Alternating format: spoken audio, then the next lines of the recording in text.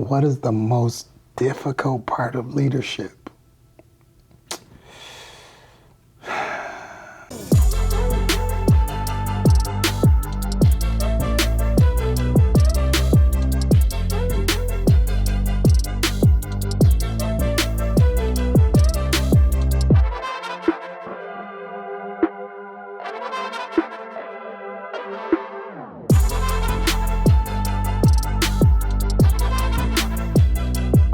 That's very personal.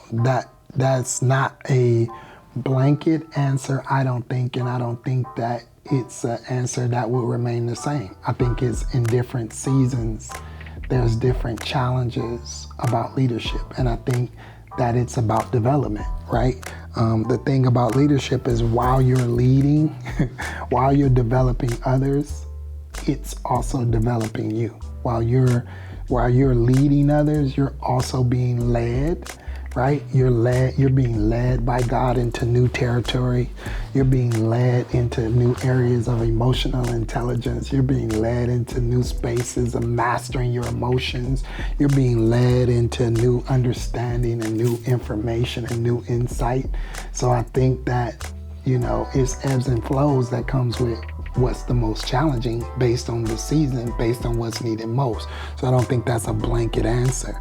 I think that sometimes for me right now, maybe it is a couple things. If I'm vulnerable and transparent, I think one of the greatest challenges for me right now is not knowing what to do with everything I know, right?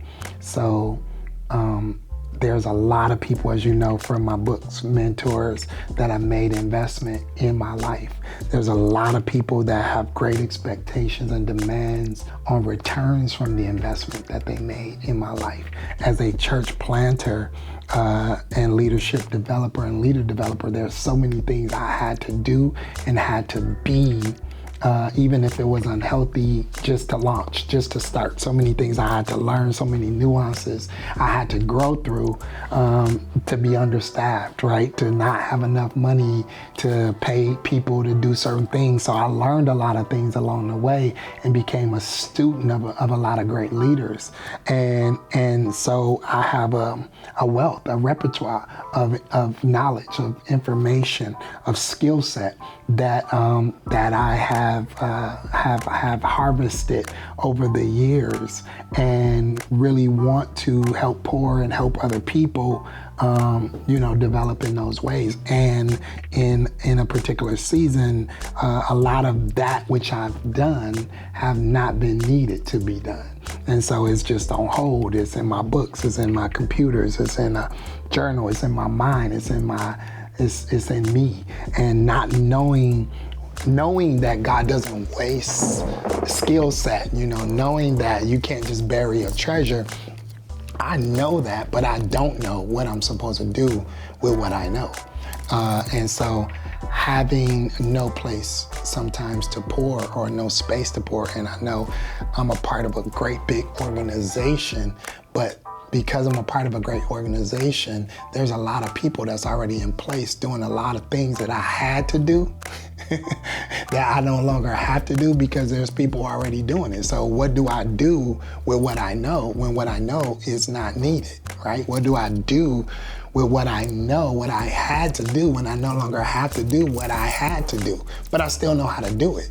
How do you find places and people that need what you know so that you can continue to grow and continue to pour?